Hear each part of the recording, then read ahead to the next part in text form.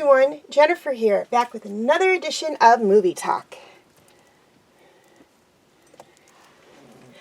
Okay, so this week's movie is part of a franchise that I absolutely love.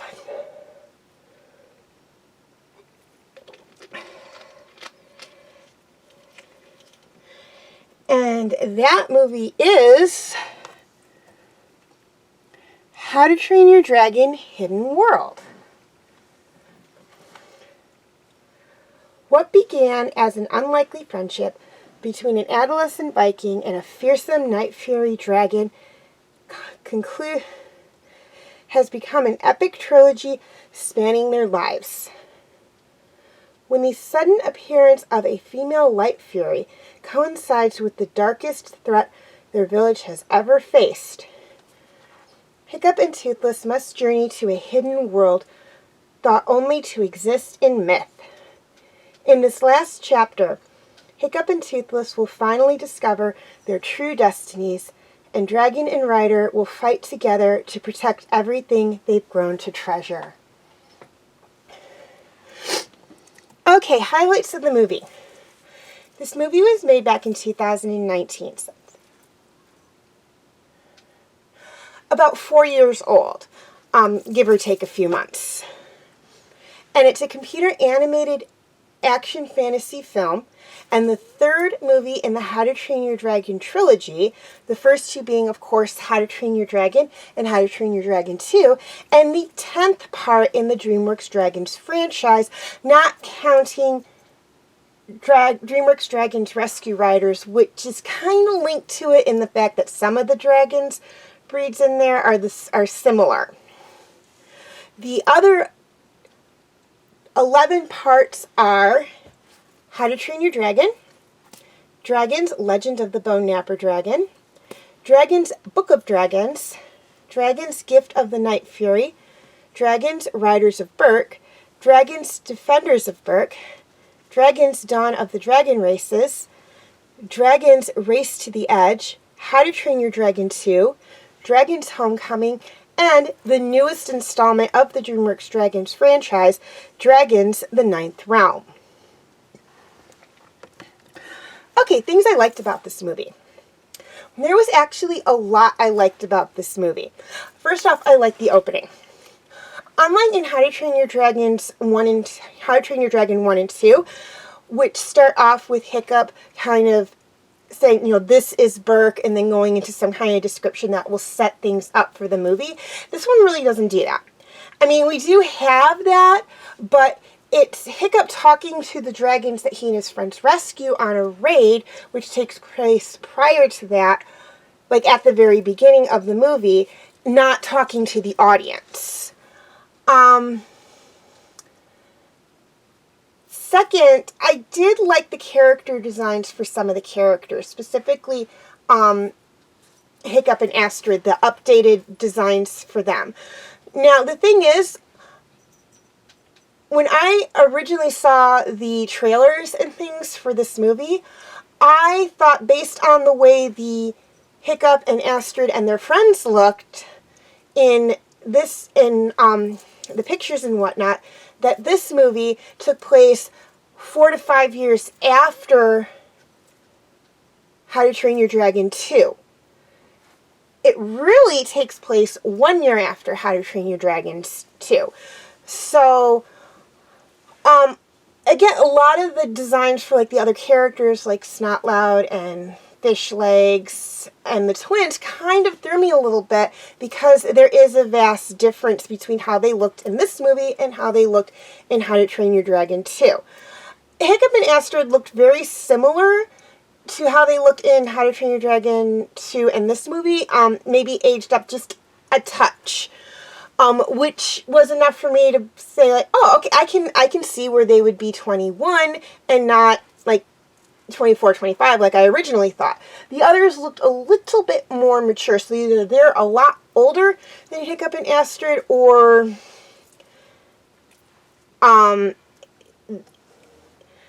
the animators just decided to make them look a lot more mature, even though they're not more mature. Second off, I loved the design for the Light Fury. I thought she was very beautiful. She may have a name in like books and in games and stuff, but I refer to her as Angel because she's just so pretty, and she's like white and everything, and to me she looks like an angel. So that's what I refer to her as. That's my name for her, is Angel. But I loved her design. I loved how they took like the basic Night Fury design for Toothless, and they kind of removed the little spikes on the back that he has, because she doesn't have that. She has more of a sleeker back. And where his tail is more pointed, his tail fins are more pointed, hers are more rounded. And, you know, of course, she's white with blue eyes while he's black with green eyes. But it is very similar. You can see where they would be cousin species. And I absolutely loved the look they gave her.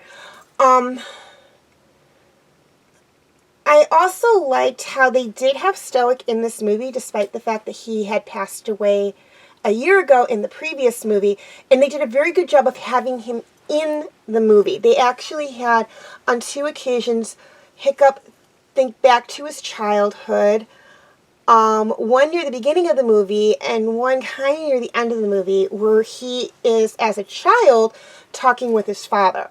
So I thought when I saw that, I was like, that's wonderful. It's a great way to have Stoic in the movie, even though he's no longer with them. And I knew about the first one, and I thought that the movie was going to open with that. So it kind of really, when I sat down to watch the movie, I was like, okay, so we're going to get into, you know, Stoic telling, you know, young Hiccup the story of the hidden world, or the legend of the hidden world, or whatever, and then they're going to jump right into the movie, which they didn't do. And I'm like, I was waiting for that scene, and then it came. I was like, but everything up to that was amazing, because it's like, you see, Hiccup is the chief, but he's still thinking back on what his father taught him. It also, while it focuses on the relationships between the Vikings and the dragons, it also states how they kind of need to, even though they need to work together, like was stated in the other movies, they also need to work separate from each other. And didn't so much focus on Hiccup's relationship with Toothless, but his relationship with Astrid, which I liked. It was kind of like a little turn in what the other 2 movies were, and it kind of led up to what was going to happen. I love the ending, and I don't want to get too much into the ending because it would be a spoiler. I will do a separate movie talk spoiler for that, for those of you who have seen it. But it is amazing. It is so cute, and I absolutely love it. And I felt that the ending did a really good job of, even though I haven't seen it yet, setting up what's going to happen in 9 Realms. And if I'm wrong about that, I apologize. I haven't seen 9 Realms yet. But I think this movie was the inspiration behind 9 Realms. Like the ending and everything. Okay, cast. A lot of the original cast from the first 2 movies and the TV shows have come back to voice their characters, with the addition of one new character who is the villain of the movie.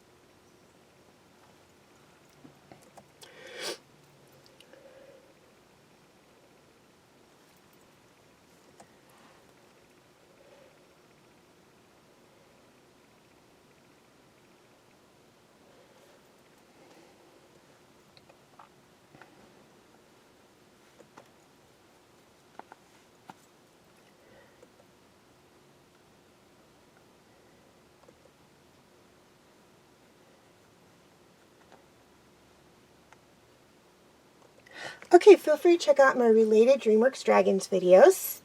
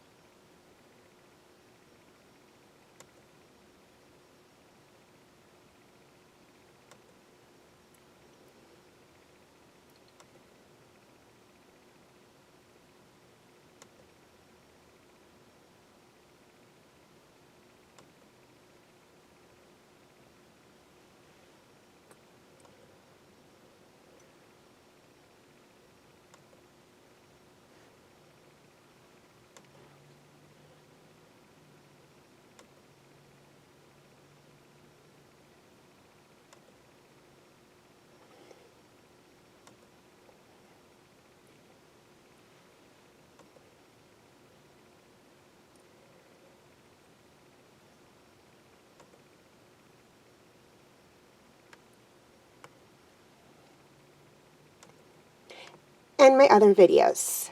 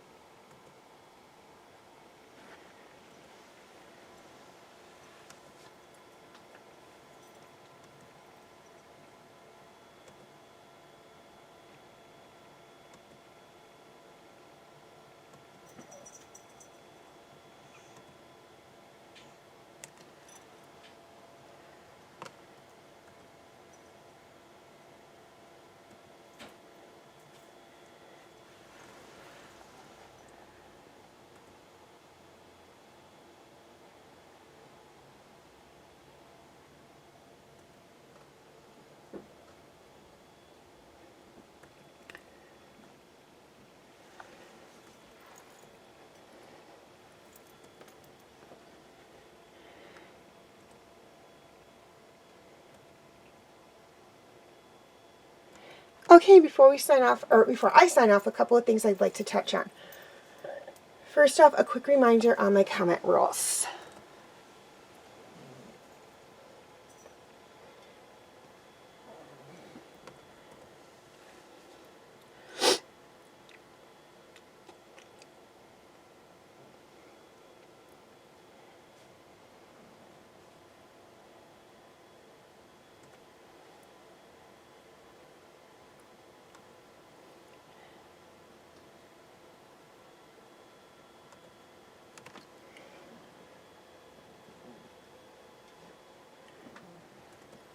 Okay, please leave your comments and questions in the comment section. I do love to read those. Also, feel free to follow me on Wattpad, Tumblr, Instagram, and Twitter. I do have my name for those 4 sites right there on the screen, as well as the pictures I use for the icons. Please note that all pictures seen within this video do belong to their respected artists. I own absolutely nothing. And the links for any sites mentioned in this video will be in the description section. Okay, YouTube subscribers. Any of my videos that are not on YouTube are on my Facebook page. Facebook friends. Any of my videos that can't be found on Facebook are on my YouTube channel.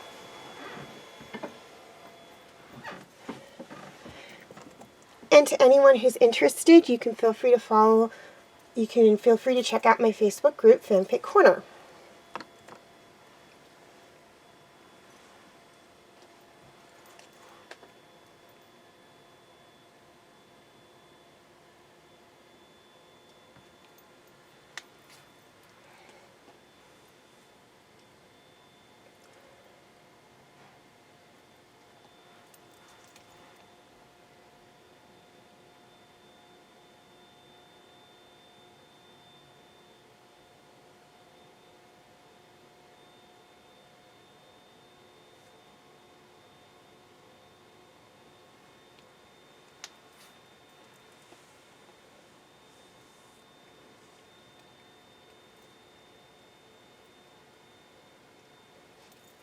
Please like and share if you're watching on Facebook, or like and subscribe if you haven't already if you're watching on YouTube.